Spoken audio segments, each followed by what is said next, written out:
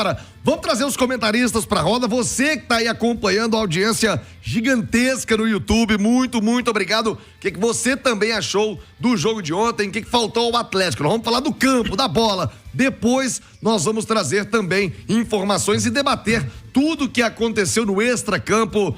Uma cena vexatória, pós-gol do Flamengo, muitas e muitas bombas dentro do campo. Mas vamos falar do jogo. Ale Oliveira, Edu Panzi, Flamengo, pelo menos na minha opinião, merecidamente pentacampeão da Copa do Brasil, um grande time, mas ontem especialmente, um jogo muito franco, né? Falava do lance do Kardec, se faz o gol, talvez mudasse a atmosfera, mas a verdade é que o Everson também fez com que o Atlético escapasse de tomar uma goleada dentro da Arena MRV. Sua análise dessa decisão da Copa do Brasil, Ale Oliveira. Bom dia, Ale. Bom dia, Thiago. Bom dia para todo mundo que nos consagra na rádio mais ouvida do país. Eu acho que você fez um resumo bem interessante, né? A circunstância do jogo, claro que moldaram o esquema das duas equipes, né? O planejamento das duas equipes. Foi um Flamengo muito mais cauteloso, mais retraído, com menos posse de bola do que no Maracanã, porque lá ele conseguiu fazer a vantagem, né? E o Atlético foi mais ofensivo desde a sua escalação, com o Arana na lateral, com o Zaratio tentando articular ali no meio, né? Então, um Galo que se lançou mais pra frente e por isso ficou mais exposto contra um adversário que tem muita qualidade, né? Sabidamente tem muita qualidade. E olha que não pôde contar com pelo menos 3 titulares, né? O De La Cruz, o Pedro e o Cebolinha, mas mesmo assim tem uma série de grandes jogadores e isso ficava evidente quando o Flamengo conseguia roubar a bola e tinha espaço para articular os seus contra-ataques e sempre com muito perigo. O Atlético não tinha essa liberdade, sempre pegava a defesa do Flamengo bem postada, bem alinhada, que teve além de um sistema defensivo muito forte, com todo mundo marcando bem, teve alguns jogadores com destaque individual impressionante, né? Os 2 laterais, os 2 zagueiros, o Léo Ortiz principalmente, o Everton Araújo se provando um menino de um futuro maravilhoso, o Pulgar também dá uma consistência defensiva, o Michael ajudando muito. Então o Atlético teve muitas dificuldades impostas pelo Flamengo, que também jogou uma grande partida. E aí, no final do jogo, já com o time inteiro no ataque, acabou tomando um gol, aliás, um belo gol do Plata, né? Outro jogador contratado aí no meio do ano, que é realmente um jogador muito técnico, né?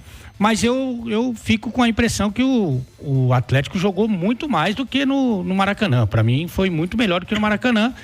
E o Flamengo acabou prevalecendo porque tem grandes jogadores e é um time que, para mim, até de uma forma até surpreendente, o Felipe Luiz completou seu 9º jogo no comando do time. E eu vendo o jogo no campo, já tinha visto na televisão a primeira partida, me dá a impressão que o Flamengo é mais organizado para defender e para atacar, além dos grandes jogadores. E por isso também mereceu essa conquista. Agora o Galo tem que levantar a cabeça, corrigir os erros e trabalhar para uma conquista maior, que é a Libertadores. No YouTube, os melhores momentos para você da partida, estamos exibindo as grandes, olha que defesa do Everson, espetacular o Everson ontem no gol do Atlético. Edu Panzi, até sobre o Everson, ele me deu uma declaração após a partida dizendo que no primeiro jogo o Atlético poderia ter sido afetado pela classificação gigantesca contra o River Plate e que de alguma forma pode ter gerado algum comodismo no time naquele primeiro jogo no Rio de Janeiro. Para você, Edu, este é um fato ou isso fica mais no campo do abstrato? E mais, o confronto foi liquidado lá no RJ, Edu? Boa tarde. Tudo bem, Thiago? Um abraço. Eu acho que ficaria mais no abstrato se fosse apenas a opinião nossa, né, do jornalista, mas se parte de um atleta, de um jogador do grupo, certamente essa conversa aconteceu e os caras realmente sentiram um certo relaxamento depois da classificação contra o River. Eu sei que perder uma final dói muito no torcedor, né? Ele imaginava o Atlético fazendo uma remontada, mas pra gente parece até mais simples analisar essa final Atlético e Flamengo pelo simples fato do melhor time ter vencido, do melhor elenco ter feito a diferença.